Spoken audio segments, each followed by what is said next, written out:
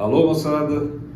Nosso foco hoje é o vestibular da FUVEST, com um livro que vai ficar na sua memória, vai ficar guardado no seu coração.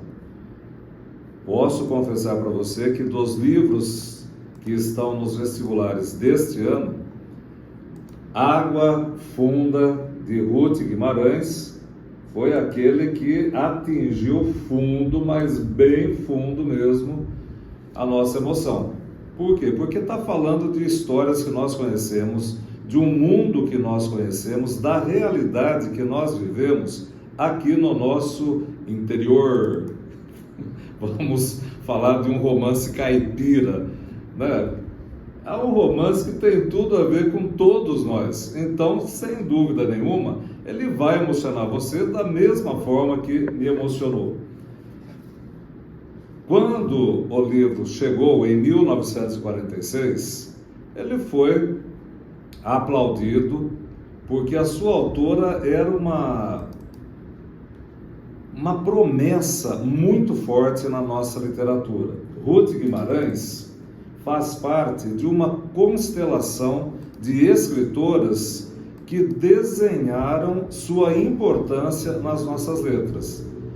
Você já ouviu falar, já deve ter lido Carolina Maria de Jesus, ainda temos Maria Firmino, temos a Conceição Evaristo, que você já deve ter lido para o vestibular, mas é um número ainda pequeno dessas autoras que vem marcar presença com a sua negritude, com a sua classe social, com a sua inteligência e sensibilidade brilhantes, falando com propriedade, assumindo o seu lugar de fala a respeito de uma realidade que não poderia ser dita por ninguém mais a não ser elas, que vivenciaram, que experimentaram na sua trajetória de vida aquilo que está registrado nas páginas.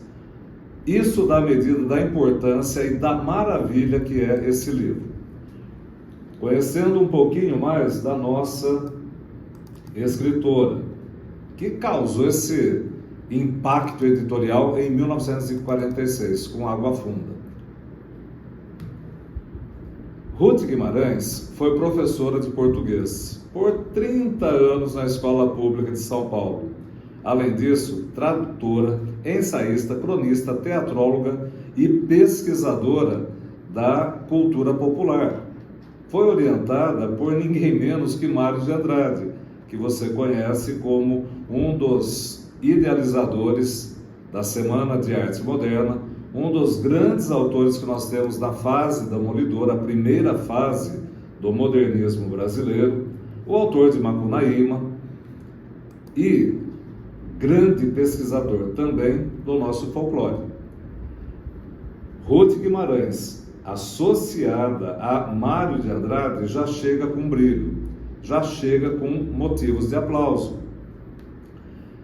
E, além disso, nós temos um estilo que vai se aproximar do Guimarães Rosa, que é o nosso gênio da terceira fase do modernismo. Ou seja, Dona Ruth chegou para mandar bem o seu recado, com a sua história de vida, com os filhos que ela teve, vários filhos, com a transferência que ela fez para São Paulo, para estudar na USP, para conseguir os seus títulos. Ela vai marcar uma experiência de vida que é tão próxima de tantas mulheres. As lidas domésticas, as tarefas domésticas, a criação dos filhos, o casamento, os estudos, mais a produção da sua obra, os seus romances e mais os seus outros textos. Pois bem, infelizmente, como sói acontecer, ficou bem erudito, não combina com o livro. Infelizmente, como costuma acontecer, a Ruth teve um grande sucesso na época do lançamento do livro e depois ela foi esquecida. Carolina Maria de Jesus, de novo, faz um tremendo sucesso, é aplaudida pelos seus colegas de profissão e de talento, mas depois ninguém mais toca no assunto, o nome fica apagado. Isso aconteceu com a Ruth.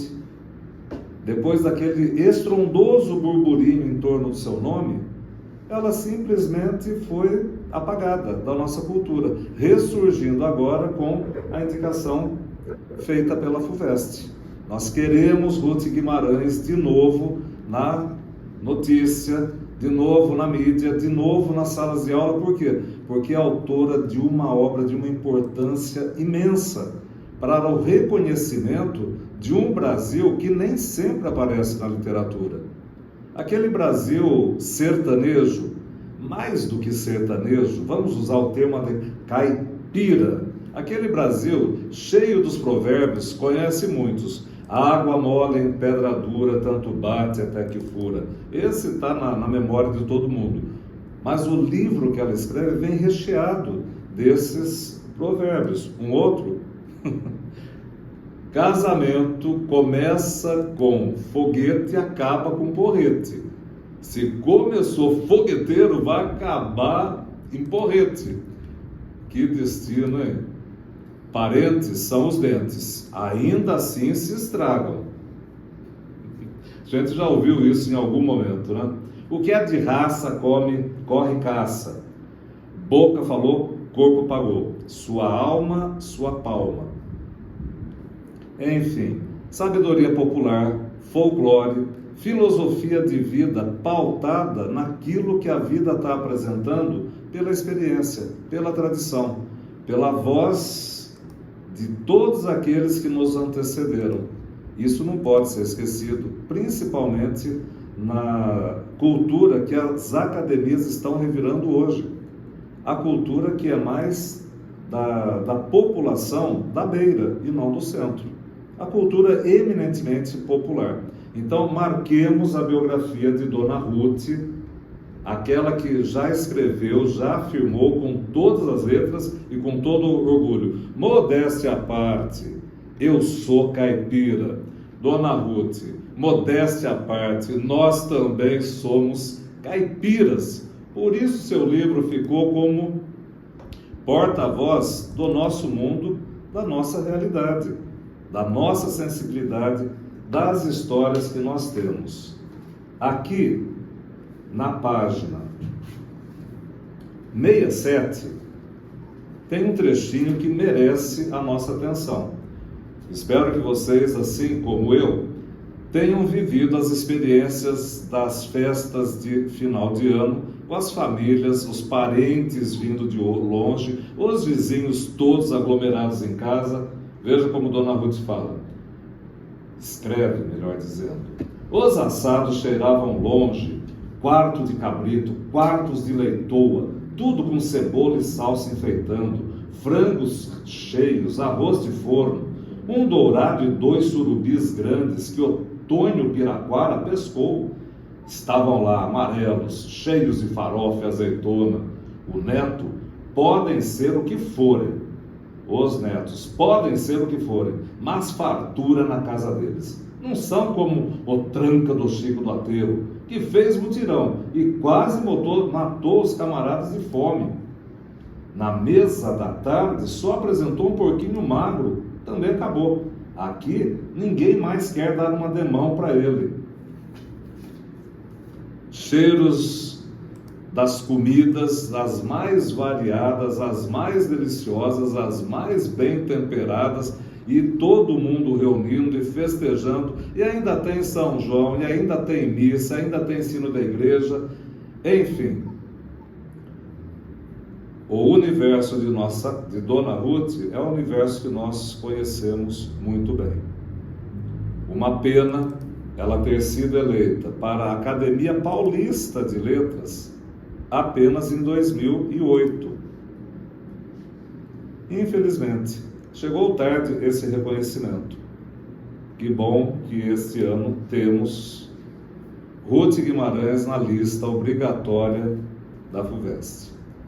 Tá, mas o que causou tanto impacto? Que fenômeno editorial foi esse que todo mundo veio a comentar?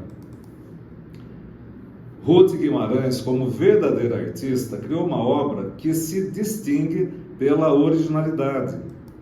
O que ela está fazendo em 1946 aparecerá de uma forma bastante similar em Guimarães Rosa.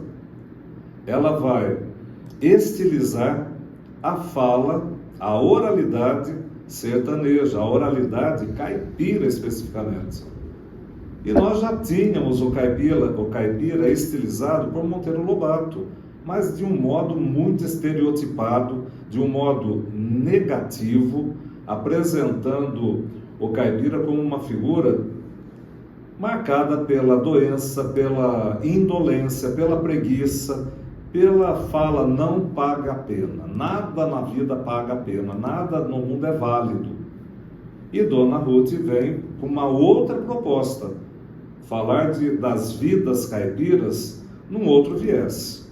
Então atentemos, Ruth Guimarães traz o folclore, traz o boitatá, o saci, o curupira, ainda que apenas citados, e traz a Mãe de Ouro, muito bem elaborada, muito bem marcada em vários capítulos, em toda a segunda parte desse livro. Ainda temos traços da cultura negra e da cultura indígena. Temos o Inácio Bugre, um homem indígena, mais aculturado, mais distante da sua tribo, do seu grupo étnico, misturado aos outros caboclos, aos outros caipiras. Temos os feitiços, temos as rezas, as orações, as poções mágicas, temos muito da africanidade e temos muito também dos povos originários. E isso em 1946. Dona Ruth estava com a visão muito à frente de seu tempo, percebe? Alguns livros, alguns críticos, algumas análises dirão que Água Funda se classifica como um romance de realismo fantástico. Podemos discordar? Humildemente, acho que sim. Também há outras vozes repetindo essa ideia. O realismo fantástico ocorre quando entidades que se tornam personagens interferem no mundo humano, na realidade humana. Então você tem aí algumas personagens, algumas situações que no nosso mundo físico, com as nossas leis, com a nossa ciência, não poderiam acontecer. E isso não ocorre em Água Funda. Nós não temos seres fantásticos interagindo com pessoas, com réis mortais. O que nós temos é uma crendice, uma superstição que vai afetar o raciocínio de uma personagem. Mas é uma superstição, é uma crendice. Por isso nós preferimos o termo realismo mágico. Por quê? A cosmovisão das nossas personagens, o modo que eles têm de entender o mundo, o cosmos, o modo que eles têm de perceberem-se, né, da realidade, tem esse lado que é supersticioso, esse lado que é marcado pelas crendices, pelo folclore, pelas histórias tradicionais, aquelas que foram passadas de geração para geração. E nesse sentido, então, Água Funda está mais próximo, esse romance está mais próximo do realismo mágico, dessa cosmovisão permeada de alucinações, de seres que estão na mente das personagens e não na realidade da vida delas. Perceba esse trechinho do livro, abrindo aspas, que frio sentiu, é a morte. Passe, morte, passe que estou bem forte. Ou então é a alma de Maria Carolina, que Deus guarde, que veio tomar conta do que foi dela. Quem havia de dizer que a dona deste fazendão ia acabar como acabou, pobre sozinha, numa casa que a companhia lhe cedeu por esmola? Fechando aspas. Percebe? ela sente uma presença fantasmagórica, sobrenatural. Alguém do outro mundo está andando aqui nessa hora que nós estamos falando. Mas isso é apenas o pensamento da superstição. Efetivamente, Maria Carolina, Sinhá Carolina, protagonista da primeira parte do livro, já está morta, já está no outro mundo. Ela não voltou para cá para assombrar ninguém. Essa é a diferença, realismo fantástico e realismo mágico. Fiquemos com realismo mágico. E nós temos então esse sertanejo trazendo para nós a sua cultura, os seus costumes, a sua religiosidade, as suas comidas, as suas receitas. Tudo aquilo que compõe o universo caipira está presente aqui. É um regionalismo marcante. E veja bem, Ruth Guimarães está na terceira fase modernista, ao lado de Guimarães Rosa, ao lado de Clarice Lispector, fazendo esse regionalismo, cultuando os hábitos, a tradição dessa gente que dificilmente aparecia na literatura. Mas ela faz isso com tanta maestria, com tanta competência, que o regionalismo se expande para o universal. Os hábitos, a culinária, as rezas, a devoção, as superstições, as crendices, tudo isso faz parte especificamente daquela geografia. Mas o drama humano, a grande atribulação vivida pelas personagens, o destino marcado pela fatalidade, pela tragédia, as dores do amor, as dores das relações conflituosas, mãe, filha, entre irmãos, tudo isso ataca, afeta, atinge o homem, qualquer que seja a geografia. Então nós podemos lembrar de Graciliano Ramos, de Guimarães Rosa, criando esse foco literário num espaço muito bem demarcado na nossa geografia, mas colocando personagens ali que carregam consigo a condição humana, do espanto, do assombro, da perplexidade ante as experiências que a vida traz. Isso é de todos nós. Regionalismo universalizante, mas carregada essa linguagem da oralidade, carregada essa linguagem da alma caipira, da alma sertaneja. Água mole em pedra dura, tanto bate até que fura, e vai por aí o livro inteiro. Uma delícia de leitura. Você vai, puxa, mas isso eu já percebi na minha família, isso eu já vivi com os meus parentes, isso acontece aqui na minha cidadezinha interiorana. E além disso, o que nós vamos perceber em Ruth Guimarães, ela localiza o livro temporalmente num momento de grande transformação. É o final do século XIX, as primeiras décadas do século XX, quando as oligarquias rurais estão perdendo espaço, estão se tornando decadentes diante de uma industrialização, diante de um capitalismo agressivo, diante de situações trabalhistas pós-escravismo, repetindo os erros do escravismo. Então você tem um documento histórico, você tem um documento geográfico, você tem um documento, eu sei que eu vou exagerar porque eu sou exagerado, você tem um documento anímico. Ela registrou a alma dessa gente, a alma dessa gente que é tão parecida com a nossa, vivendo em lugares semelhantes, repetindo provérbios semelhantes, comendo comidas semelhantes, enfim. Não podemos deixar de aplaudir Dona Ruth Guimarães, como fizeram todos os intelectuais, como fizeram os outros grandes escritores.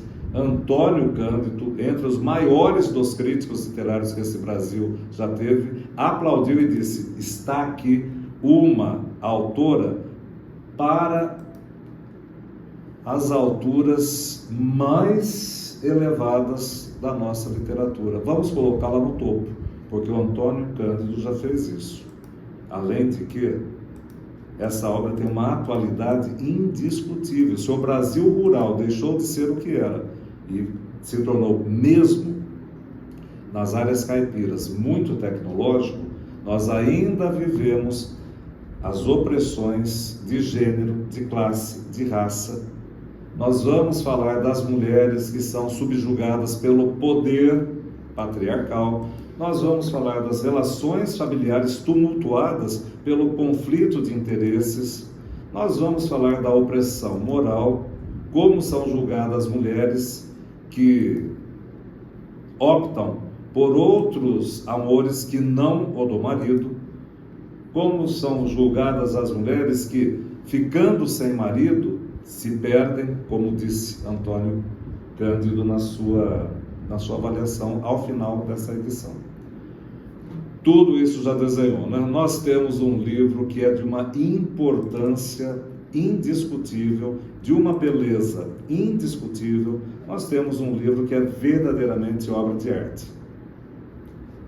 Apela para a representação da verdade, apela para a beleza, porque a verdade é retratada em termos estéticos, e apela para o bem, porque nos engrandece como cidadãos, como participantes das comunidades caipiras, participantes de um Brasil que foi registrado em letras de ouro nesse livrinho aqui. Maravilha.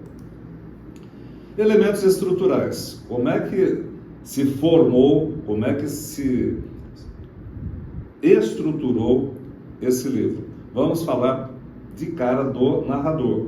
É aquele narrador que vai lembrar Grande Sertão Veredas do Guimarães Rosa, mas que surgiria apenas 10 anos depois de Água Funda. Nós temos uma conversa em transcurso que já está acontecendo. E assim, se era bonita, primeira frase do livro, se era bonita, mas se está havendo uma interrogação, se era bonita, é porque alguém fez uma pergunta anterior. Isso é a media res. Este é o bonde andando. Você é inserido no meio de uma conversação. E essa conversação se dá em frente a uma casa grande, a sede de fazenda, apontando para a casa, mostrando como foi aquela casa, como que estava distribuída a vida naquela casa. Apareceu montado e ficou debaixo da janela do quarto, aquela casa ali, ó, olhe daqui. Palavra do narrador, olhe daqui. Então nós temos o narrador e seu interlocutor posicionados diante da paisagem da casa grande. O narrador é testemunha. O narrador, ele vivenciou muitas das experiências que são narradas. Outras, ele ouviu o povo contando. Outras são objeto da sua reflexão, da sua ponderação, da sua filosofia, né? Do seu entendimento do que seja a vida. Aprender com a experiência alheia. Olha que maravilha se todos nós pudéssemos aprender com a experiência alheia. Palavra do narrador. Eu vi, quando a morte chegou, eu vi na cara do Santana, tinha escutado os tiros, tinha visto o facão luzindo, tinha sentido a raiva. Veja aí como a morte se torna uma presença ameaçadora.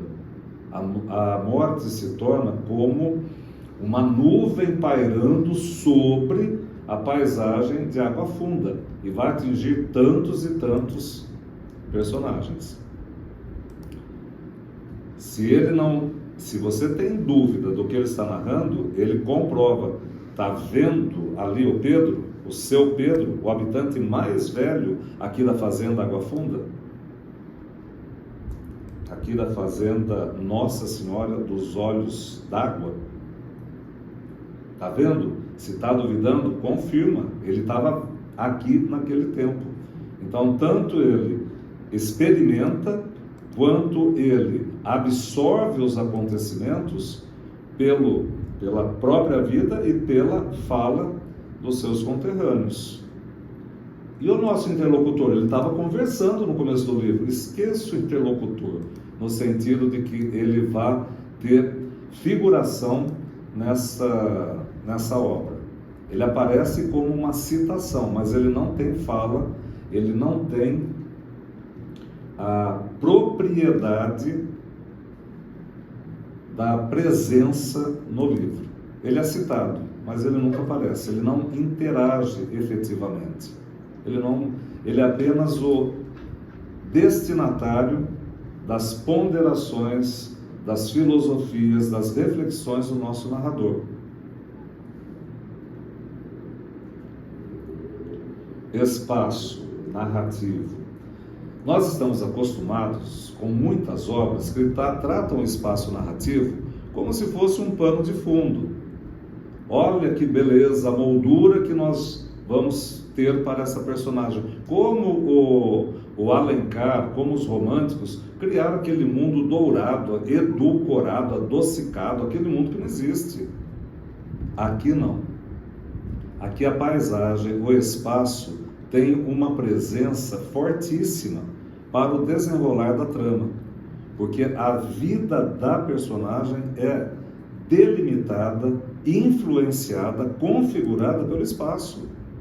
É a cultura entranhada naquela comunidade que determina o que eles pensam da vida, que rumo eles tomam na vida, que ações eles intentam quando são confrontados pelas situações mais diversas e mais terríveis que poderia lhes acontecer. Veja só, Fazenda Nossa Senhora dos Olhos d'Água, ou apenas Fazenda Olhos d'Água, está ali na região do sul de Minas, mais o Vale do Paraíba.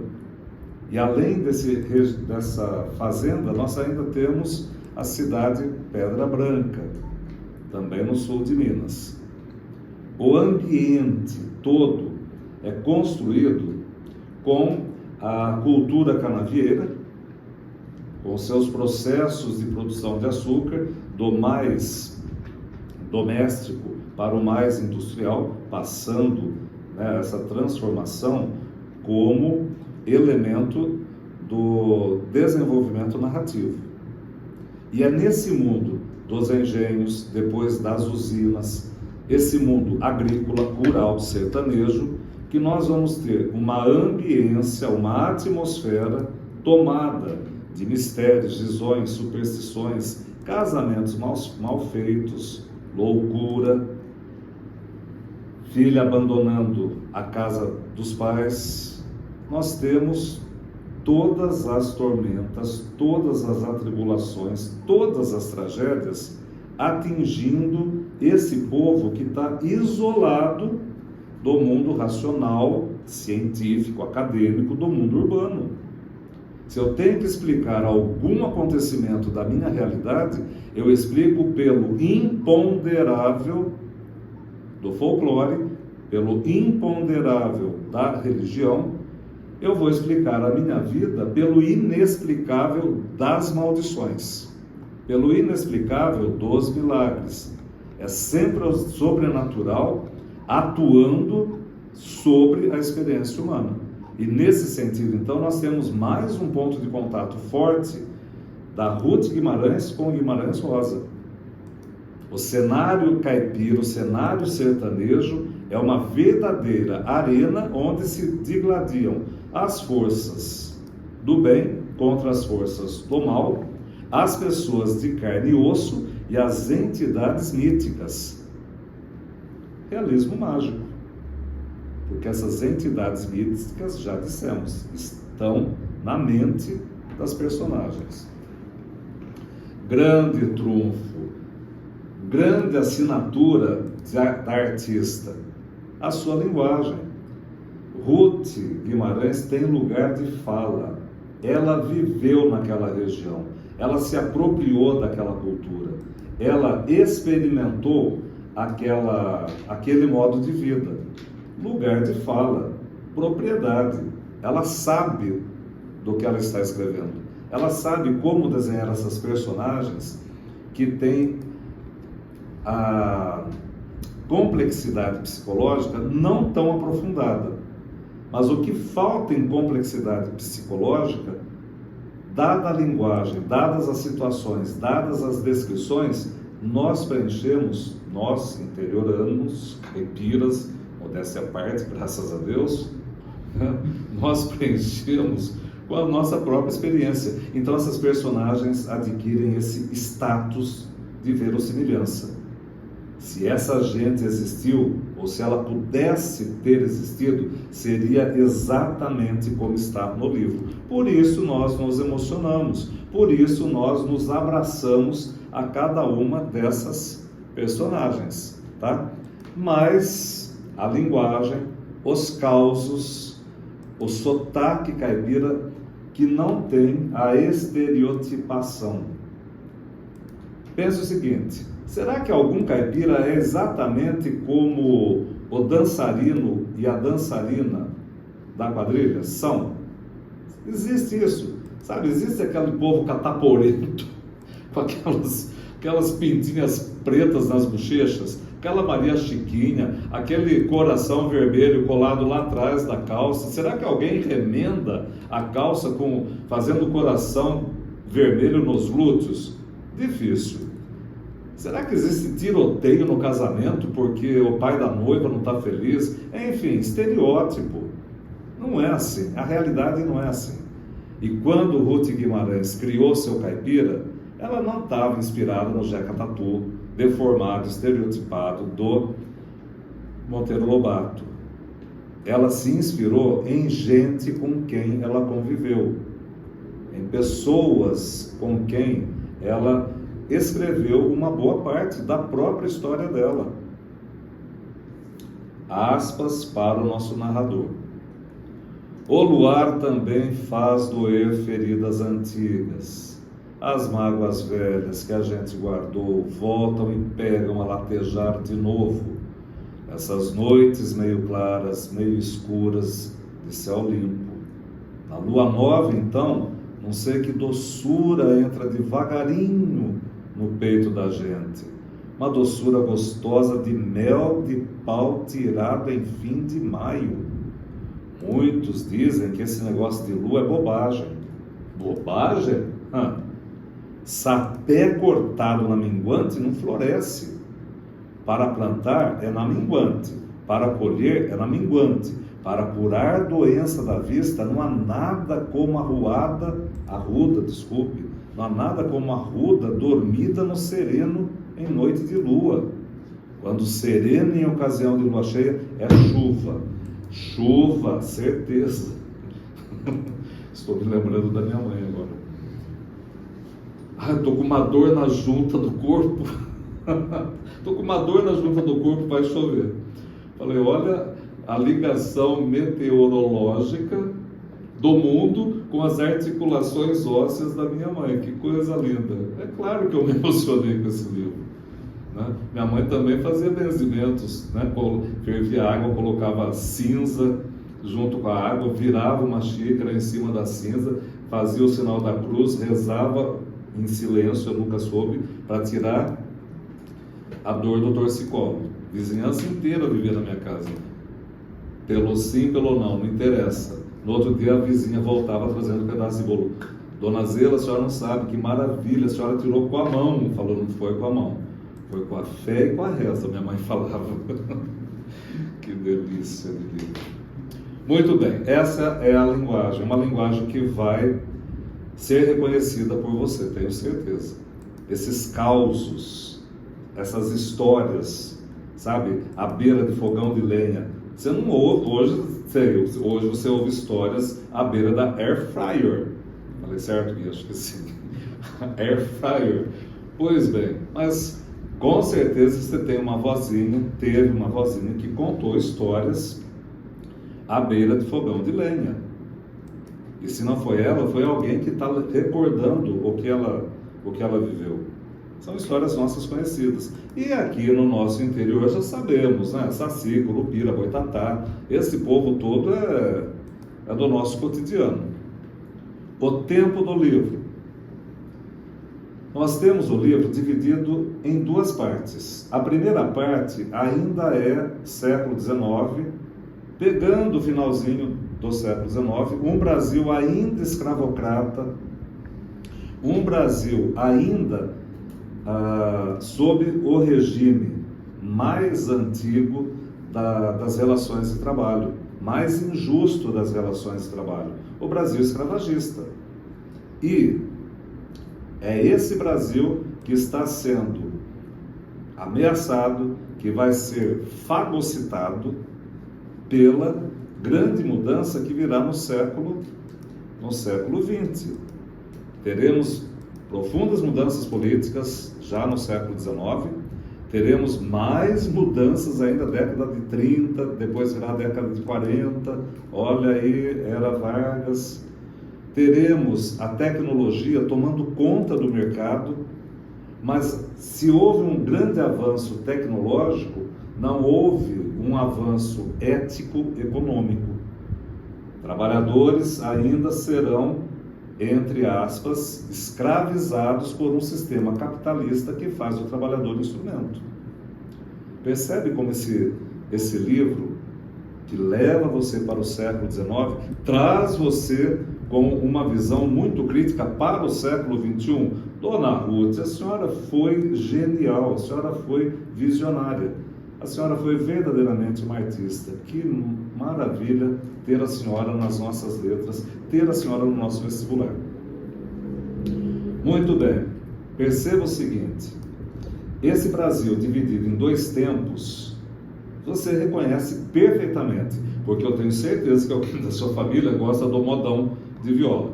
Pedro Bento, Zé da Estrada, Liu e Léo, Tião Carreiro e Pardinho.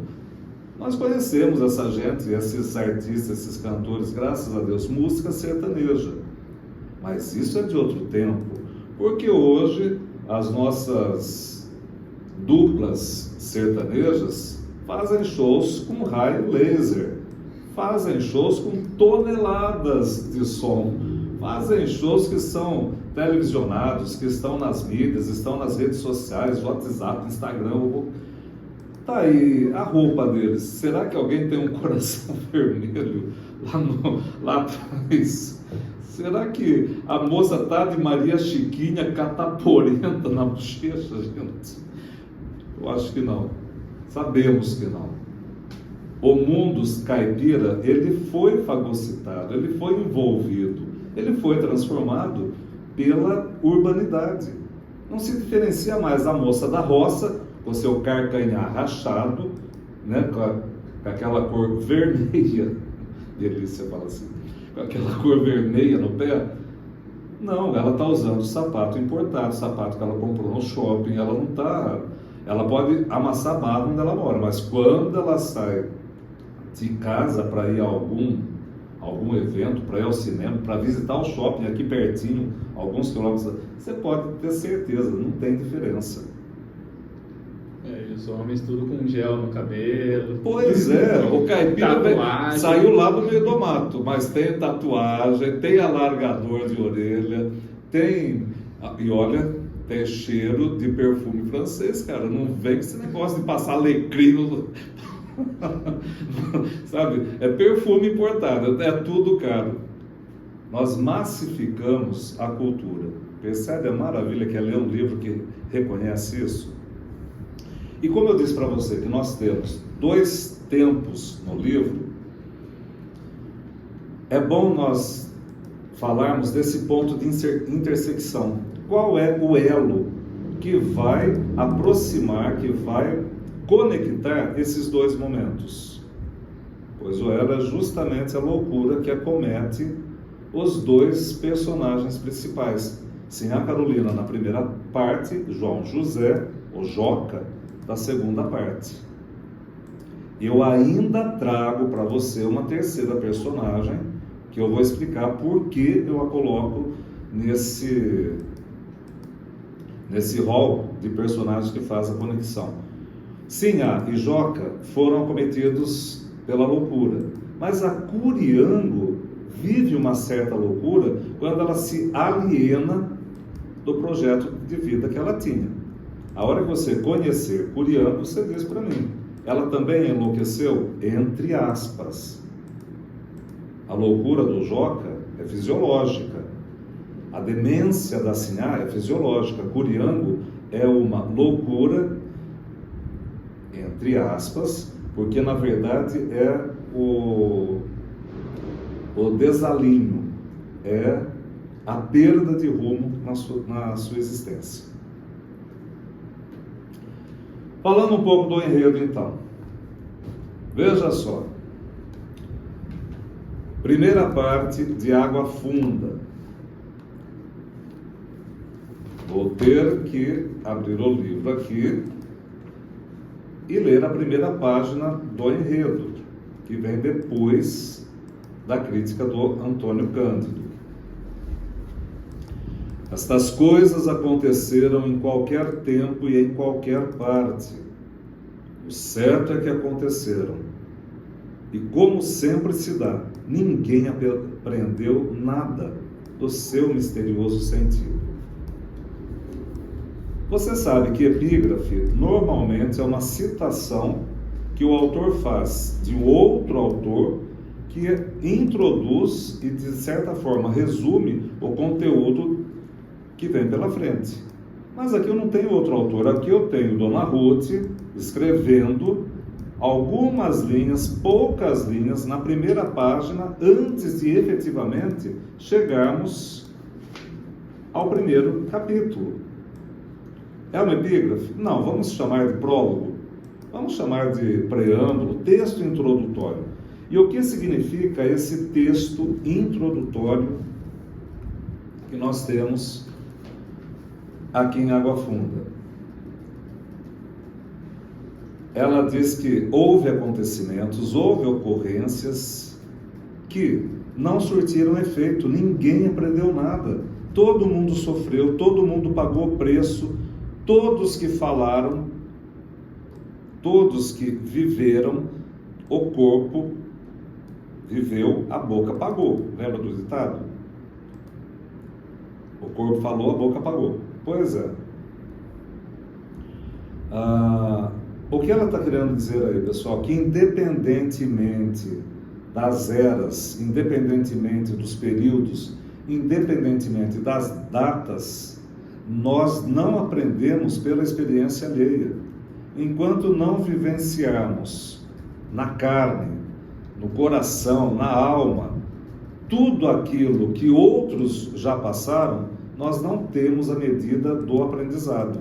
A aprendizagem se faz sempre de dentro para fora. Não. A aprendizagem se faz, aprendizagem se faz sempre de dentro para fora. É a ferida que tem que se abrir para você saber que está doendo. Quando, na verdade, o ideal seria que a aprendizagem, a nossa maturidade, a compreensão do que somos nesse mundo, poderia vir de fora para dentro. Eu estou vendo o que você sofre, eu estou vendo o que você passa. E isso, de alguma forma, deve me orientar. Esqueça, não é assim. Nós somos mais impermeáveis à experiência alheia. Por isso, repetindo, porque vale a pena, estas coisas aconteceram em qualquer tempo, em qualquer parte. Universalização do regionalismo. O certo é que aconteceram. É a tragédia humana, é a condição humana.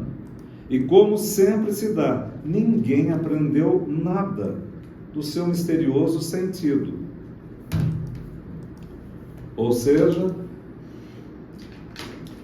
nós vamos ter muitos acontecimentos que poderiam ser escola para nós. O passado teria essa função, né? Servir como lição de vida. E não precisa ser o passado próprio. O passado das pessoas que fazem parte do seu cotidiano, que estão na sua convivência. Mas nós somos refratários, impermeáveis. Nós não nos deixamos atingir por isso. Olha um exemplo muito bom que está aqui na página 47. Sinhá Carolina foi a moça mais bonita destas redondezas e foi a mulher mais respeitada, apesar de ser dura de coração, até o dia em que o coração dela amoleceu. Era uma mulher de seus 30 e muitos anos, e o moço do limoeiro estava na casa dos 20. Sim, a Carolina vai se apaixonar. Já viu Siriema no brejo em dia calmo? Fica horas apoiada num pé. A gente olha, parece estatueta, não se mexe, não se cansa, não espia para lá e para cá. Água parada embaixo e o céu em cima, é tudo um céu. E a Siriema fica. Esqueceu da vida só de ver aquela beleza de verde e de azul e alguma flor pintando o brejo. A gente não é assim, não. Se está bem, procura jeito de ficar melhor. Não é da natureza humana ficar parada, olhando coisas paradas. Não é da natureza humana ficar contemplando belezas, porque nós não ficamos parados admirando, apreciando a beleza. Nós queremos o que tem de melhor, sem saber que o melhor já está aqui. Ô dureza, né? Sem saber que o melhor já estava com ela, sim, a Carolina embarca numa paixão. Vai para águas mais agitadas. Saiu daquele lago de Siriema, que ela deveria ficar parada, olhando, ficando. Ela procura aventuras. E eis que ela será arrastada, será dominada pela correnteza. Começa a filosofia de vida, começa o lema da vida, começa a sabedoria popular explicando o que é. Você já percebeu nesses trechinhos que nós lemos que a linguagem não é estereotipada, que a linguagem é absolutamente natural, e tenha certeza, construir uma obra com a oralidade caipira, com o dialeto caipira, com as expressões, os provérbios caipiras, não é uma coisa simples. Dona Ruth chegou a essa perfeição por causa do seu talento imensurável. O mais difícil é escrever simples. A Clarice Lispector sempre defendeu essa ideia. Eu só consigo atingir o simples, a simplicidade, à custa de um esforço que é homérico, que é heróico, que é muito grande. Você empolar o texto, com palavras bonitas, frases, isso é fácil. Para quem está envolvido com as letras, escrever bonito é fácil. Agora, escrever simples, esse é o maior desafio. Aí se prova o talento. E a Dona Ruth conseguiu isso. Ela faz o texto como se estivesse conversando. Você o interlocutor para quem ela dirige as falas, as perguntas e as respostas, para quem ela aponta as paisagens. Começando o enredo, então, efetivamente. A primeira parte tratará do destino, do maldito destino de Sinhá Carolina, que se aventurou em águas corredeiras. Nós temos, então, o primeiro momento, quando embarcamos no meio de uma conversa. E no meio dessa conversa, nós conhecemos a paisagem. Essa paisagem que é da fazenda Nossa Senhora dos Olhos d'Água, apontando a casa onde morou Sinhá Maria Carolina. Pois bem, se você está duvidando do que eu estou falando aqui, procura o seu Pedro Gomes. Seu Pedro Gomes é o morador das antigas, dos tempos antigos. Ele vai saber o que pode confirmar de tudo isso que eu estou falando, se ficar alguma dúvida. Pois bem, Sinhá Carolina, contra a vontade dos pais, se casa com o senhor, que não vai ter outro nome, é senhor. E houve aquela festança, houve aquela maravilha de festa que se faz na roça, Você tem aí churrasco à vontade, você tem cachaça à vontade, mas o que aconteceu? Em pouco tempo, Sinhá Carolina percebe que o marido era farrista, mulherengo, vivia aprontando fora de casa, vivia cheio das suas aventuras. E ela sem abrir a boca, sem reclamar de nada. Porque ela é uma santa? Não, porque ela é de ferro, é de bril, porque ela é orgulhosa. O pai falou para não casar, os pais avisaram a moça, não é para você. E ela, turrona, teimosa, obstinada, determinada, tenaz, se casou. Por orgulho ela não pode reclamar. Então ela vai engolindo esse sofrimento, né?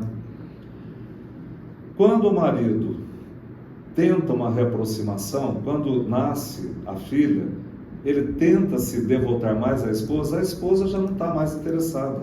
O amor foi muito machucado. O amor é frágil.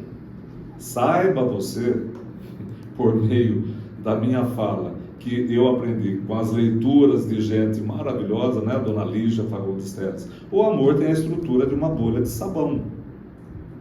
É um esbarrão, se espatifa, se quebra, se desfaz. Então o Senhor não conseguiu reaver o amor de Sinhá Carolina, depois de tudo que ele tinha aprontado. Ela compra uma escrava, e eis que essa escrava tinha o seu companheiro, e ela foi orientada pelo capataz, pelo Joaquim Dias, a comprar o marido da escrava. Ela compra o marido também, assim, deixa os dois juntos. Hoje a gente sabe que felicidade gera mais produtividade.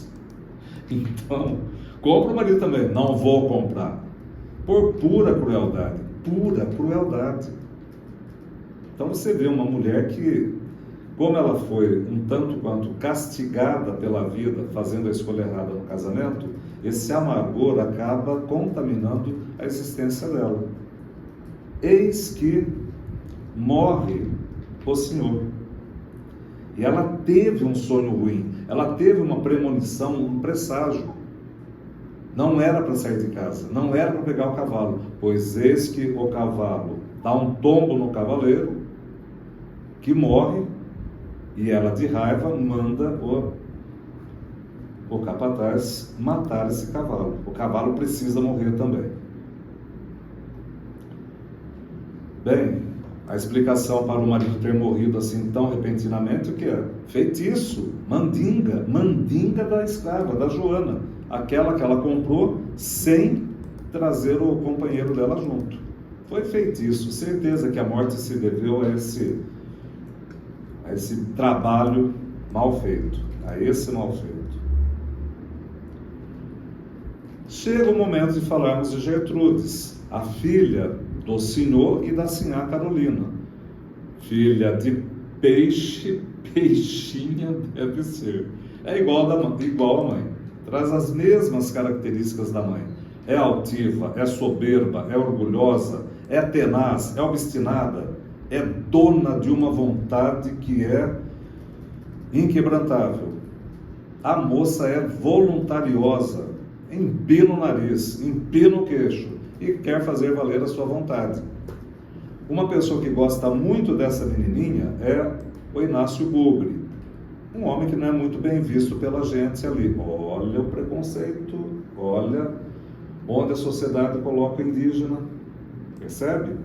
Ele não é muito bem visto. Aquela cara meio amarrada, aquele jeitão sorumbático, taciturno, triste, meio caladão, é só a Sinhá Gertrudes que alegra a vida desse homem. E alegra de um modo assim, puramente amistoso. É amiga. E ele quer fazer tudo para agradar. Traz frutas, traz flores. Ele trata a moça como... Não podemos falar como namorada para você não entender mal. Mas ele trata a moça assim, com uma amizade extremada, presenteando a moça de toda forma. Mas a moça tem uma paixão pelo filho do Joaquim Dias, o capataz. Espera aí, você já leu Casa Velha. Moça rica com um namoradinho pobre, que história é essa? A mãe proíbe o casamento, que vai trazer esse pobre aí para entrar no dinheiro da família? De jeito nenhum, não é para você. Não é amor que vale a pena. Mas escuta, amor tem que valer a pena financeiramente? Amor tem que ter título de doutora, alguma coisa assim? Dona Maria Isabel, irmã de Sinhá Carolina, critica a atitude da irmã, da mãe, da Sinhá Carolina. Tem que tratar a filha com um pouco mais de flexibilidade, maleabilidade, nada disso. Quando você tiver a sua filha com problema, você resolve o seu problema com a sua filha. Da minha filha, quem cuida sou eu, tenho dito, estamos conversadas e tchau. A moça é determinada, né? Como a filha também é determinada, o que a filha faz? Foge com o amante. Os dois fogem. Vão viver o seu amor longe das garras, longe das proibições, dos impedimentos de Sinhá Carolina. Tão desalentado ficou o capataz, tão envergonhado ficou o capataz, que nós temos agora o Joaquim Dias se aproximando de Sinhá Carolina para pedir a dispensa do trabalho. Não tem como continuar trabalhando. Ele está verdadeiramente envergonhado pelo que aconteceu. A paixão do filho pobre pela herdeira rica. Vamos viver a morte do seu Jovino, ele que vivia tossindo, andando à noite, né? Eis que ele acaba morrendo. E tem gente que diz que viu ainda vê seu Jovino andando pela fazenda como se fosse um fantasma. Tossia, saiu andar, morreu. Tá aí. O Miro, irmão da Carolina, vai embora, vai fazer negócios com transportes, vai se dar muito bem fazendo negócio com transportes. Joaquim Dias se demitiu e agora Sinhá Carolina, uma mulher naquela época, século XIX, tomando conta daquele fazendão sozinha.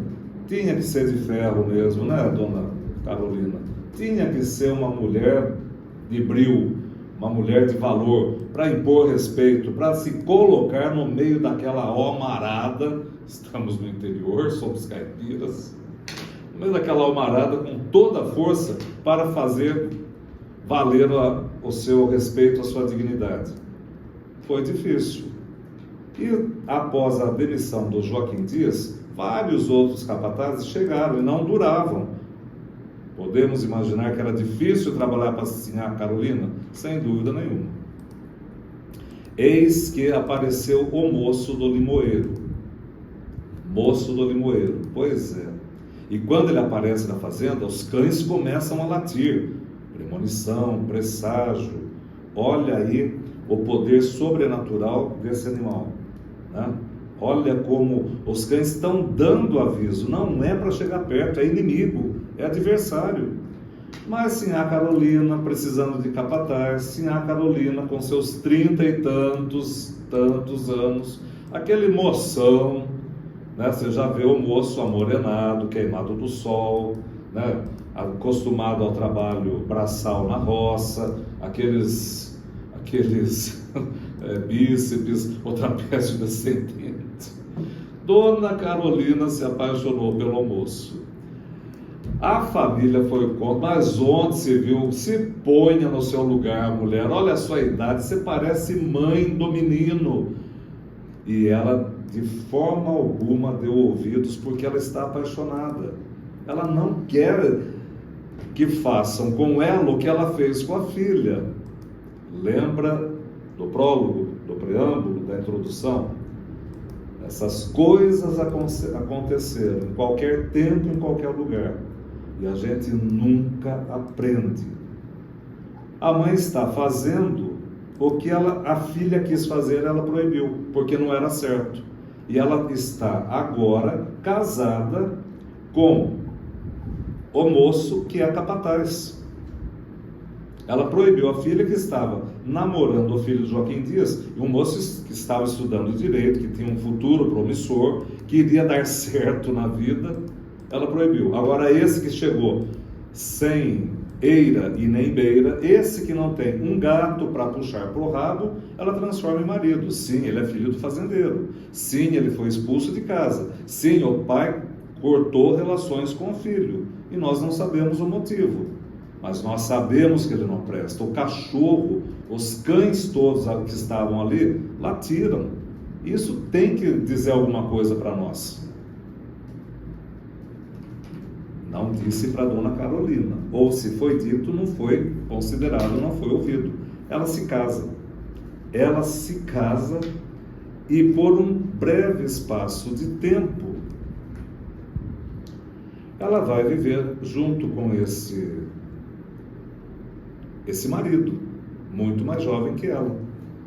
Ele convence Dona Carolina a vender a fazenda. Oh, mas agora eu já sei o que vai acontecer. Claro que você já sabe, claro que todos nós sabemos. E segundo a autora, não adianta nada, nós sabemos.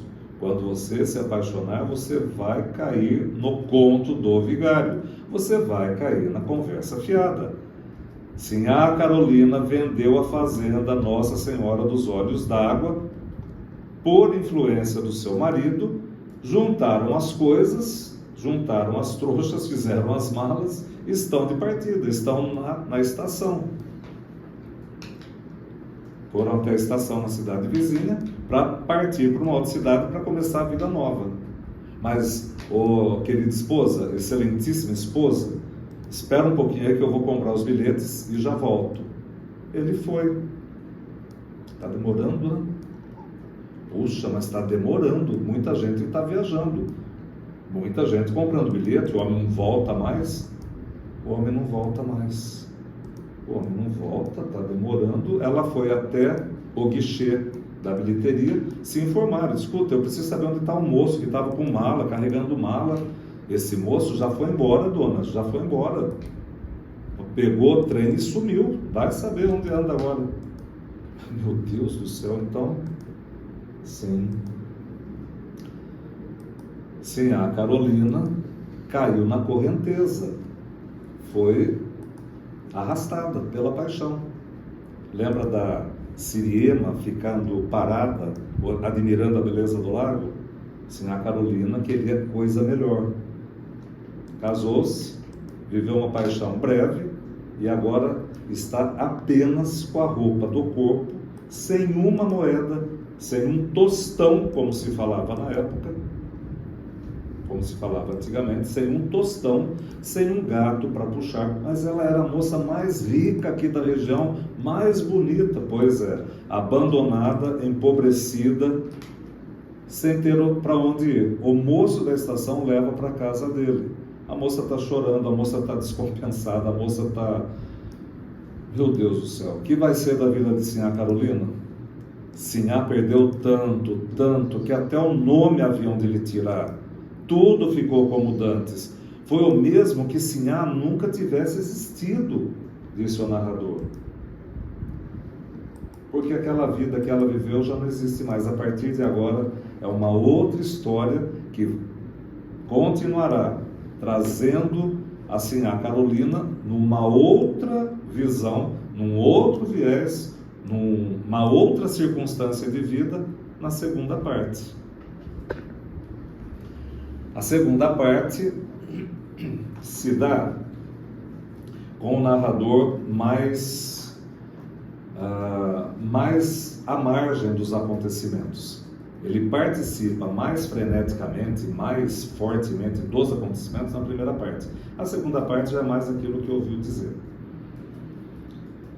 Veja só, segunda parte é a história de Joca e Curiango. 50 anos são passados, desde que Sinhá Carolina foi abandonada na estação. A fazenda foi vendida a uma companhia que vai construir a usina, que vai substituir a mão de obra escrava por força de lei, Lei Áurea, 1888, lembra? E agora tem os seus trabalhadores. Mas não se engane, você sabe que esses trabalhadores são tratados de forma bastante contundente, de forma bastante sofrida, de forma a não se tornarem nunca participantes da riqueza que a usina está gerando. A riqueza é só para o dono da companhia, os donos da companhia, só para a cooperativa, não para eles. Muito bem. Vamos conhecer Joca e Curiango, que numa festa de casamento, a casamento da prima da Curiango, estão dançando. Olhos nos olhos, aquele momento de contato visual para dar sequência a um contato mais próximo, mais íntimo, mais enamorador. Acontece que, quando Vicente Rosa, amigo do Joca, interpela-o para saber se ele está apaixonado pela Curiango, ele desconversa. Diz, não é para mim, imagina, uma mulher bonita, uma mulher que anda desse jeito, parece aquelas águas bamboleantes, e tem um jeito, e como canta, olha o apelido que deram para ela, Curiango, que voz maravilhosa, que voz de passarinho, canta igual um passarinho.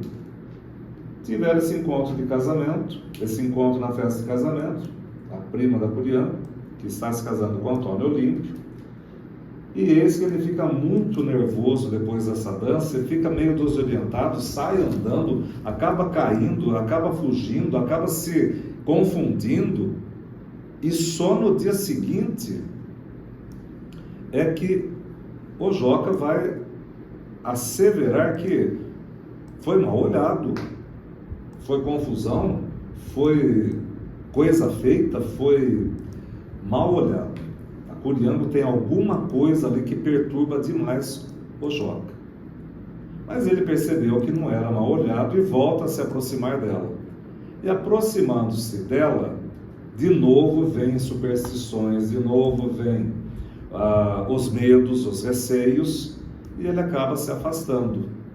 Começa a namorar uma moça perdida, como se dizia, a Mariana. E ele, quando sai fazer as viagens de tropeiro, levar gado, né? Sai de carro, de boi, sai a cavalo, tangendo boiada, tropeiro, vida de tropeiro. Ele, mais os seus amigos, tudo mais, ele compra um tecido, um pano de seda para dar de presente para Mariana, aquela que é mal falada por todo mundo, né? Onde se viu. Eis que numa missa campal, missa a céu aberto, na roça, há um confronto entre a Curiango e a Mariana. E a Curiango chega, altiva, nariz empinado, queixo empinado. A outra reconhece a sua inferioridade, baixa os olhos, ela é mais pobre. Vem briga, vestido voa pela janela, o pano voa pela janela, acaba acontecendo um jogo de truco, onde se fala do recrutamento de trabalhadores, e nesse recrutamento de trabalhadores, todos eles estão muito dispostos. Você está abrindo estrada, está precisando de mão de obra para abrir a estrada, nada mais justo então que a gente ganhar mais nesse trabalho do que ficar cuidando do serviço aqui da fazenda.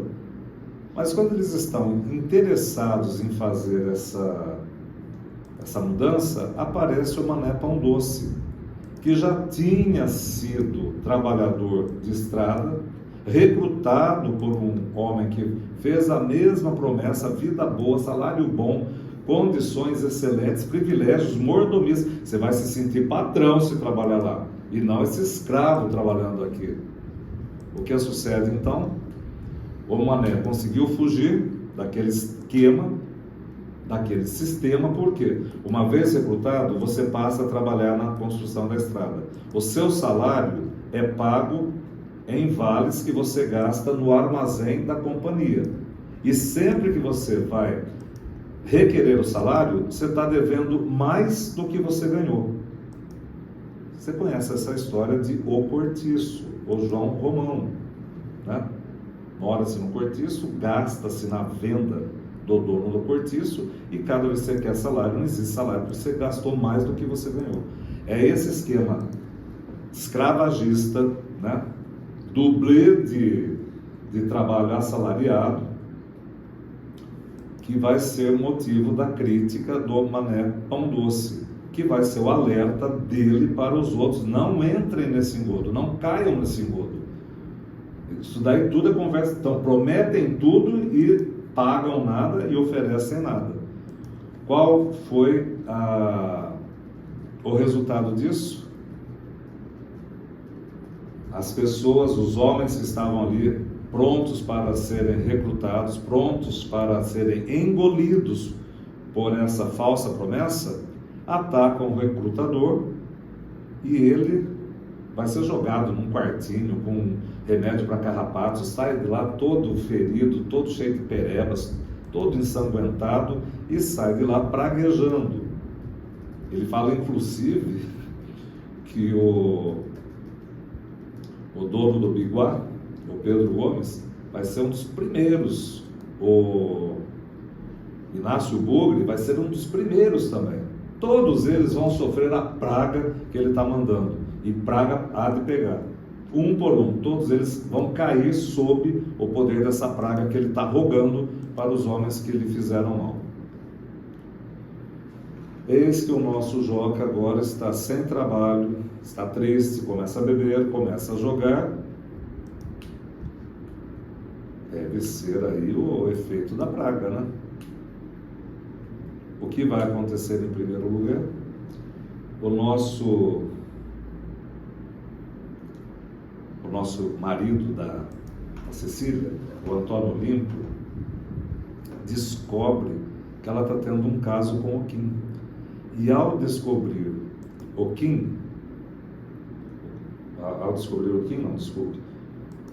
ao povo começar a comentar esse caso aí, ele fica ressabiado, né? O Joca mesmo é meu melhor amigo, está fazendo papel de tonto, de palhaço, conto, não conto, que dúvida difícil, porque como você chega para o homem e fala, sua mulher tá chifrando, é difícil. O que acontece? O Joca viu a Cecília se encontrando com o Olímpio, com o Kim. O Joca viu Cecília se encontrando com o Kim. Ele estava escondido na mata para ver a Curiango passar. Só que, na verdade, quem passou naquele dia foi a Cecília, ao encontro do Kim. Fica tudo difícil, né? Agora, ele está sem a Curiango, o Joca está sem a Curiango, fica sabendo da traição do amigo, mas eis que um dia ele está num carro de boi, fazendo o serviço, e ele grita como boi, nada de parar aí, seu condenado. E a moça fala, o boi se chama condenado? Não, condenado foi apenas o xingamento que ele usou como vocativo para o boi. Acaba dando carona para Curiango, acaba falando que a moça de quem ele gosta, ele acha que não gosta dele, a moça entende que foi uma indireta, a partir daí eles começam a conversar, eis que vem o casamento deles, futuramente vem o casamento. Mas aconteceu um fato que é da maior importância. Num dia em que aparece uma luz no céu, uma luz cadente no céu, um fenômeno astronômico, né? Aparece ali como se fosse uma estrela cadente. Nosso microfone está com um probleminha, pronto, resolvido. Ok, aparece como uma estrela cadente no céu. Eles falam que é a mãe de ouro. A mãe de ouro, na lenda, seria uma entidade que guarda as riquezas, as pedras preciosas no fundo da terra. Ela gosta da natureza, ela protege a natureza, ela protege as riquezas e ela quer afastar os homens, né, as pessoas, dessas coisas, dessas riquezas naturais, dessas riquezas em metais que ela protege. Como ela é linda, alta, os cabelos tão luminosos, tão dourados quanto o olho, normalmente ela tem uma vela na mão, normalmente ela tem um longo vestido, no caso do livro é amarelo, em muitos lugares você vai ver branco, cada lugar tem a sua versão, né? Mas a lenda em si é essa, uma entidade que protege ouro, pedras preciosas e natureza, e não quer que o homem dilapide, que o homem estrague essas riquezas. E quando ela muda de lugar, ela vira essa bola de luz no céu. E falaram da mãe, olha lá a mãe de ouro. Que mãe de ouro é mãe de bosta, ó. Esse foi o comentário feito pelo Joca. Mãe de bosta, com o perdão da má palavra. Está no livro, inclusive. Com o perdão da má palavra. Pois não é que a mãe de ouro deve ter escutado? E como ela deve ter escutado, o Joca vai pagar pela blasfêmia, pelo desrespeito. Ele vê a mãe de ouro, ele debocha da mãe de ouro e começa aí a confusão mental, a desestruturação psicológica do Joca, efeito da praga. Ele se casou, foi feita uma festa, ele está feliz com a Curiango, nasce uma filha, nasce vários filhos na verdade. Numa das vezes ele matou o boi, deu aquela festança, churrasco e cachaça para todos os companheiros, perdeu o dinheiro, perdeu o boi, a situação se complica, a Curiango vai ter mais filhos, fica tudo mais difícil para os nossos personagens, fica tudo mais difícil para esse casal. O que acontece agora? Nós vamos ter o Joca com medo da Curiango, porque você é dessa laia da sua prima, ele já sabia da traição da Cecília, você é dessa laia dessa prima, e ele fica todo assim enciumado, todo receoso, todo medroso do que a Curiango poderá fazer com ele.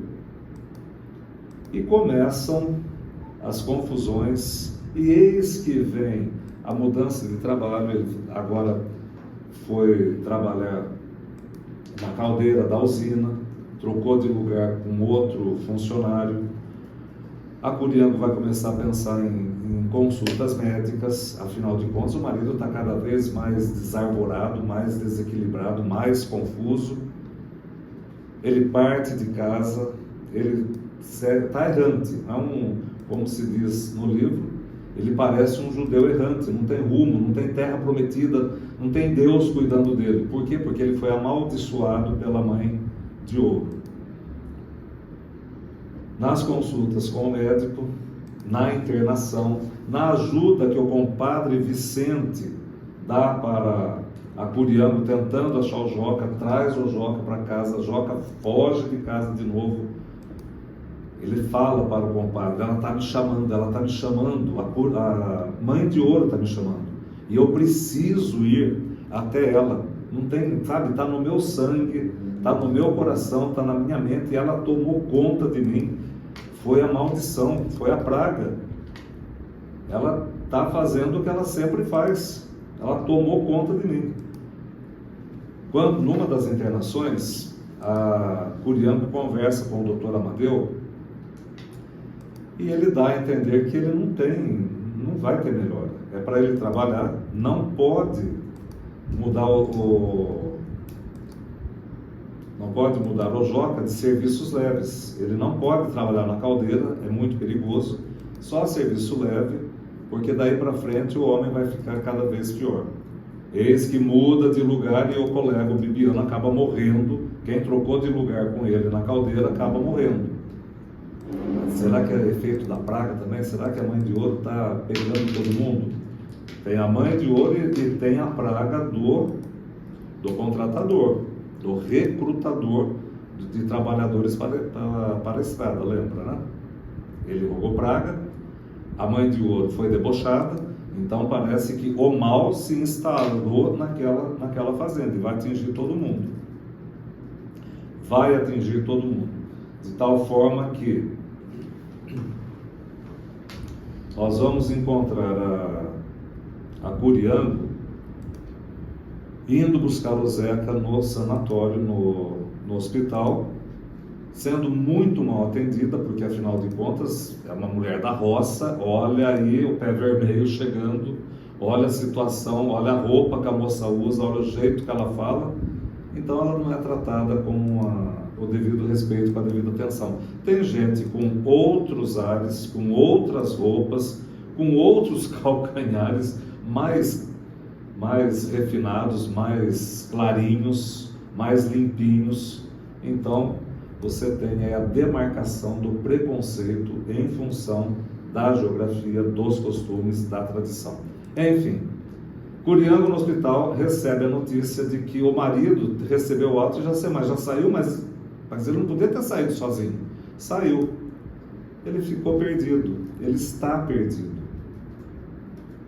E a Curiango, depois de passar tudo que passou, depois de sofrer as dores do parto com os filhos, depois de chamar as comadres para essas horas difíceis de parto, de cuidado com o recém-nascido e tudo mais, ela perde o marido, se tornou um andarilho no mundo, se tornou um indigente no mundo. E no meio dessa gente que anda sem rumo, que anda ao léu, que não tem nem eira, nem beira, não tem casa, não tem família, não tem ninguém, aparece uma personagem chamada Choquinha. Por que Choquinha? Porque Choquinha é a mulher mendiga, a indigente, que fica se acocorando em algum canto por aí. Agora, de tanto o povo se incomodar com ela, ela fica acocorada ali naquele canto. Antes ela ficava pedindo esmola, fazendo rimas, né? Me dá pão e sabão que eu faço um poema com o coração, enfim, fica fazendo quadrinhas, rimas, para ganhar alguma esmola. Acocorada, uma pose tipicamente caipira. E nós vamos descobrir que Choquinha é a lagarta que já tinha sido borboleta. Ela inverteu a metamorfose.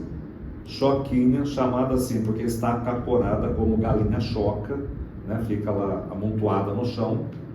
Choquinha, a galinha choca, essa mulher chocando, sempre amontoada no chão, né? Sempre se apresentando de cócoras. A Choquinha é o que restou daquela linda, altiva, soberba, rica, tenaz, obstinada mulher que você chamou de Sinhá Carolina. Depois do abandono, depois da pobreza, depois do acolhimento na casa do homem da estação, depois que ela teve que sair dessa casa, depois que ela ficou pedindo esmolas aqui e ali, eis que o homem da companhia deu uma casinha para ela morar e ela leva a vida assim, ao léu, indigente, mendigando, pedindo tudo aquilo que ela já teve à farta, tudo aquilo que ela já teve de montes. Choquinha é a borboleta que virou lagarta. Dores, desamores, desilusões, as águas corredeiras, né, se precipitando, arrastando, esfolando, como se fosse seixo de rio, a vida dessa mulher. E Curiango, depois que Joca saiu de casa, o que foi feito dessa moça que era tão bonita, que na verdade é a neta do Miro, irmão da Carolina. Aquele moço que foi trabalhar com transportes, enriqueceu com transportes, perdeu o contato com a Carolina desde a confusão com a filha, desde a confusão com o casamento com um homem mais jovem, desde o orgulho da irmã, que nunca quis voltar para a cidade, mas acabou voltando, e o Vicente é que descobriu que a Choquinha era Sinhá Carolina, também chamada de Inhá Baldeação, porque foi a mulher abandonada na estação, baldeação de trens, certo? Curiango, essa mulher que vem a ser parente de Choquinha, de Sinhá Carolina também, a Curiango passou a levar a vida de um jeito leviano.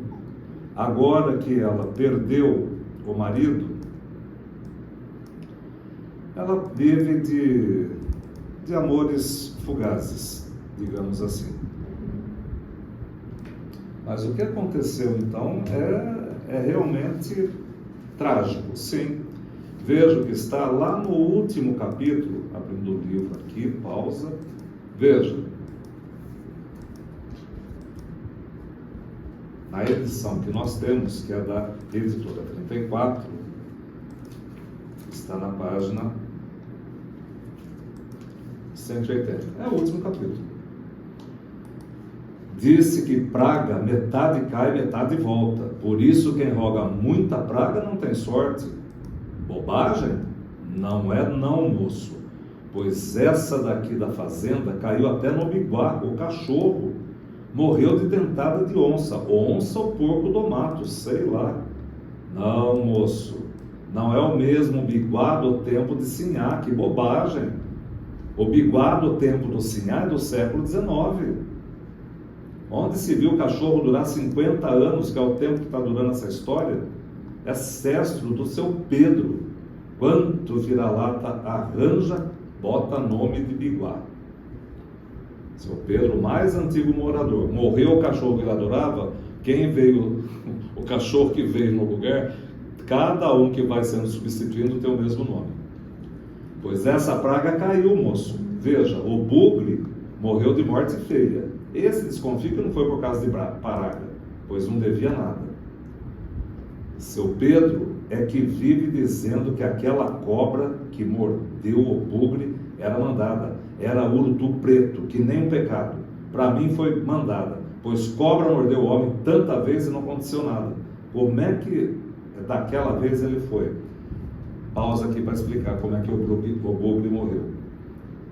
Eis que ele foi picado por uma urutu cruzeiro, essa urutu preto que está aqui no livro. Ele foi picado por uma urutu cruzeiro.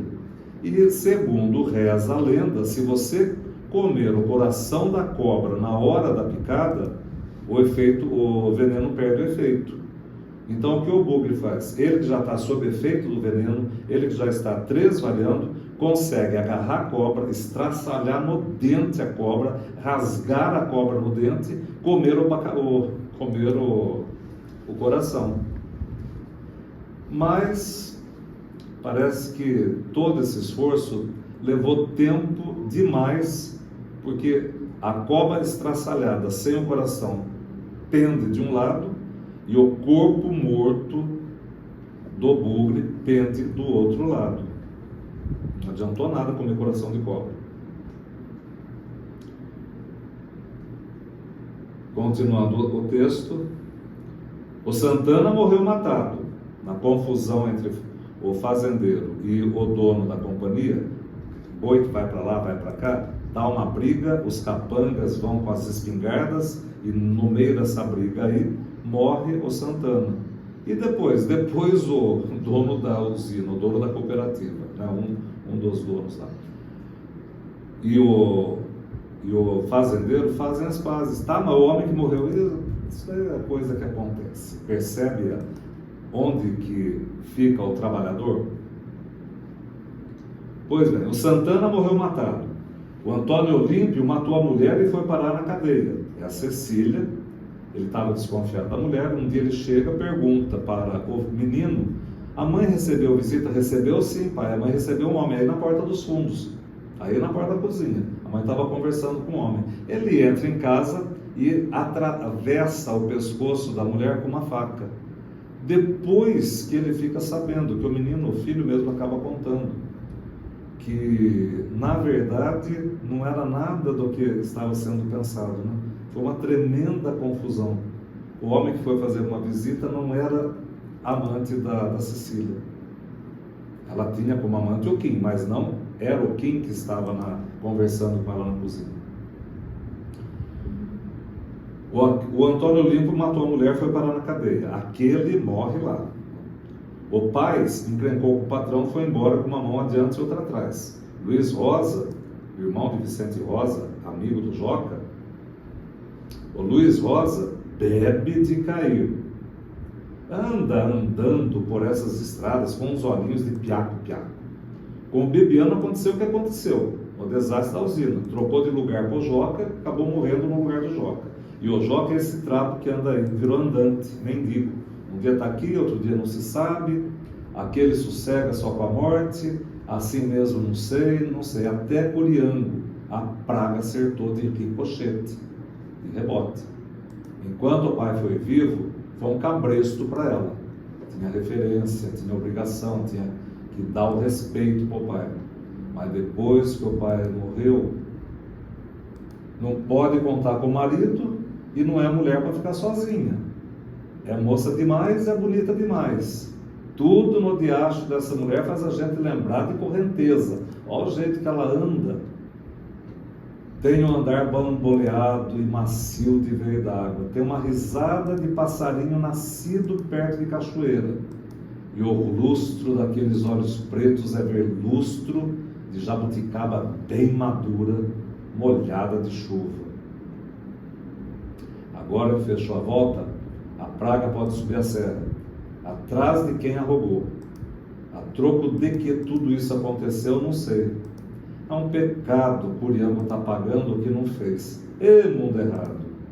Bom, não sei não. Não sei. Deus sabe o que faz, a gente não sabe o que diz. Cala-te boca. Se aconteceu, é porque era bom que acontecesse. Mas eu aqui não fico mais nesse mundo empesteado aqui da fazenda. São as últimas linhas do livro. O que nós percebemos então é que existe uma fatalidade tomando conta da vida dessas criaturas. Por maldição, por praga, por malsinação, a fatalidade atinge todo mundo. O Antônio Cândido, inclusive, diz o seguinte: parece que o personagem principal do livro é o destino terrível. Aí parece então que a nossa Ruth Guimarães, na minha avaliação, está se aproximando dos grandes dramaturgos gregos, né? O teatro grego, a tragédia é fatalidade garantida para o nosso protagonista. Nós todos estaremos em algum momento sofrendo o impossível, furando os olhos como Édipo, que vocês conhecem do teatro grego. Nós todos estaremos à mercê da vontade dos deuses. Como nós não estamos na Grécia, estamos à mercê da vontade da Mãe de Ouro. Estamos à mercê da vontade dos praguejadores. O que eles falam vem para nós e nos vitimamos, e morremos, e sofremos, e essa é a vida. E se a gente prestasse atenção, tomaria cuidado com o que fala, porque metade da praga é para quem a gente endereçou e a outra metade é para a gente mesmo. Veja só então, nós temos a história da filha proibida de amar alguém por ser pobre, Gertrudes. Do índio tratado com má fé por suas origens, Inácio Bugre. Da mulher enganada pelo marido e pelo amante, Carolina. Casou contra a vontade dos pais, casou contra a vontade dos irmãos, e em nenhum dos casamentos ela foi feliz, marcada pela fatalidade também. Esposa assassinada pelo marido, a Cecília, que era amante do Quim, mas morreu não por causa do Quim. O operário morto no local de trabalho pelas negligências trabalhistas, pela falta dos equipamentos de segurança, pela falta de conhecimento dos detalhes de eletricidade, de manuseio de máquina, de operação de máquinas. O inocente morrendo por rixa de dono de terra, o Santana. E o homem com problemas mentais sem tratamento. Isso aqui é muito interessante. Homem com problemas mentais sem tratamento. Se você buscar uma explicação lógica para o nosso Joca, qual é a explicação? Nós temos uma pessoa com claros problemas mentais, mas nós não temos um serviço de assistência de saúde na roça. Na roça você explica a loucura, a demência, como possessão espiritual, como maldição das entidades, quando na verdade era uma doença neurológica, uma doença mental. E veja como que é o tratamento no hospital. E veja como o homem louco é liberado, sem ninguém para acompanhá-lo. Veja como tudo é precário, veja como tudo é feito de um jeito que não pode ser não pode ser aceito. Por quê? Porque são pessoas pobres? Mas é assim que o mundo funciona. Então o mundo não pode funcionar assim. E será que de lá para cá houve muita mudança? Será que essas coisas que aconteceram naquele tempo, naquele lugar, deixaram de acontecer hoje? Olha tudo que foi vivido aí há pouco tempo com todas essas histórias, né?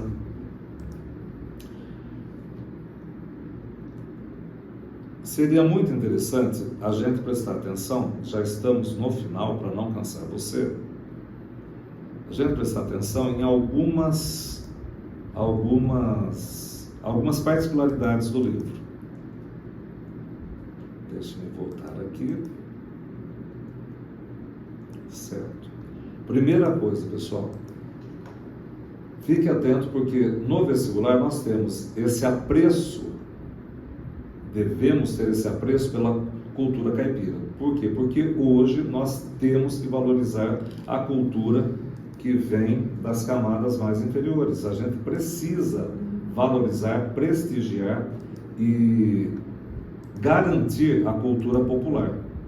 A cultura não pode ser alguma coisa que é configurada pelas elites. A cultura popular precisa ter a sua garantia, a sua validação pela nossa sociedade. Já ouviu falar em preconceito linguístico, não é verdade? Pois é. Vamos garantir o dialeto caipira, vamos garantir as rezas, as festas, o São João, a missa campal, a cachaça, os assados. Vamos garantir esse modo de vida para que ele não se perca. Já perdeu-se tanto, falamos da música sertaneja hoje, né? Com raio laser e toneladas de som e mais o figurino totalmente country. Nossa, as moças cantam agora com a sua jaqueta de couro de franja. E será que é, sabe, eu fico me perguntando, é sertanejo universitário, é country? Olha, vamos forçar o sotaque para ver se a gente acerta. É country, mas escuta, esse chapéu de texano, cara, olha a altura do chapéu. Aqui no Brasil não tem um chapéu desse, então, mas aqui no Brasil, lá fora tem. E é chique. Olha o complexo de vira-lata. Então, fique atento à cultura popular. Fique atento aos provérbios, sabe? Pedir interpretação de tantos provérbios que acontecem aí pela história, que estão reproduzidos na história. Preste atenção. Tá? Uma outra coisa, o trabalho escravo que foi abolido com a Lei Áurea e o trabalho em regime escravagista lá nos anos 30, quando se contratavam os trabalhadores para abrirem estradas. Você ganha o seu salário, você gasta o seu salário do mês na venda, nos vales, nas cooperativas, nos armazéns da companhia. Tá, mas o que você pagou aqui não foi suficiente, você vai ficar com dívida para o mês que vem. Mas o mês que vem eu vou continuar com mais dívida porque eu vou ganhar a mesma coisa e vou gastar, vou precisar consumir a mesma coisa. Pois é, quando é que você paga a dívida? Nunca. E se você inventar de fugir daqui, se você inventar de romper o contrato de trabalho, você tem a certeza de que a polícia vai atrás de você. Era a ameaça que eles faziam para os trabalhadores. O Mané Pão Doce conseguiu fugir, alertou todo mundo e deram aquela lição no recrutador, que roubou a praga. Por que isso é interessante? Você deve estar lembrado, Vinícola Aurora, Rio Grande do Sul, trabalho em regime de escravos, de escravizados, não é verdade? Então, essa denúncia do trabalho escravizado, hoje, século XXI, ainda é presente na nossa sociedade. Precisa efetivamente ter essa noção, né? Uma outra ligação que se pode fazer é o quanto esse Brasil foi transformado, o quanto esse Brasil foi transfigurado nessa passagem de uma economia de subsistência, o engenho de cana-de-açúcar, de uma economia de regime doméstico para o regime da mais alta produção, para o regime industrial, para o regime totalmente tecnológico. A substituição do carro de boi por uma estradinha, por grandes jamantas, caminhões, tratores, por estradas bem cuidadas, estradas muito largas, para dar vazão para a produção, para dar meios de haver trocas mercantis. Então, o capitalismo se tornou muito agressivo desde a fazenda Olhos d'Água, sob o comando de Sinhá Carolina, para a passagem da fazenda para uma companhia, para uma usina tomada por uma cooperativa, né, administrada por uma cooperativa, em que o seu patrão fala que você é um colaborador, que todo mundo, nossa, o patrão sorri para todo mundo, cumprimenta todo mundo, mas que maravilha de patrão que eu tenho, puxa, tão diferente da dona Carolina. Só que você vai ganhar a mesma coisa, você vai viver no mesmo regime de incapacidade de ascensão, como era no tempo de dona Carolina. As vias tecnológicas não trouxeram só engrenagens poderosas, trouxeram também estratégias muito eficazes para que o lucro fique centralizado na mão do patrão. E isso pode ser um ponto de vista interessante quando se pensa em vestibular. Mudou-se o regime da escravidão, não mudou-se o regime da concentração de renda. Isso é muito interessante, preste atenção nisso também, né? As oligarquias, a aristocracia rural. Olha como você tem na Sinhá Carolina o emblema, o símbolo máximo da decadência das oligarquias, da decadência da aristocracia rural para um Brasil muito mais industrial, muito mais tecnológico, tá? E isso tendo como instrumento para a nossa compreensão dessas mudanças, um narrador oscilante, um narrador que assume a sua voz em muitos momentos, dá voz a outras personagens em outros momentos para garantir que o que ele está falando merece crédito.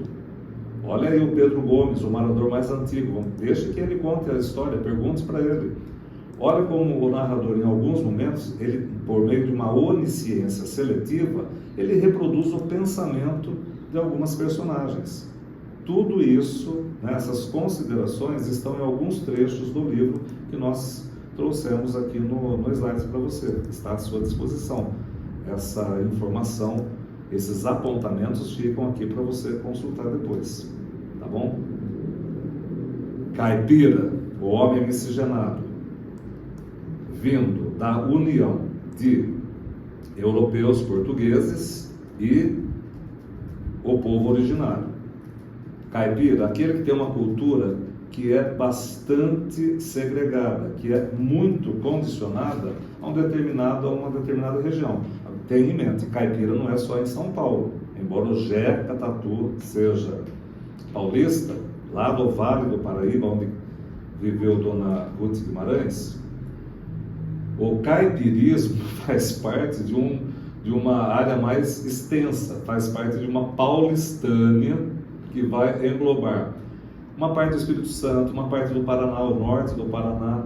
Temos ainda Minas Gerais, Goiás, Mato Grosso do Sul. O caipirismo faz parte de uma área muito maior do que o interior de São Paulo. Como veio o caipira? Com a sua hortinha no fundo do quintal, né? Com a sua agricultura de subsistência e isolamento rural. Era assim. Hoje está um tanto quanto diferente, né? Tanto o isolamento rural parece que foi um tanto quanto diluído. As fronteiras foram muito diluídas, estão muito diluídas. Aquele homem descalço, aquele homem com cigarro de paia, chapéu de paia, né? Essa é uma figura estereotipada já.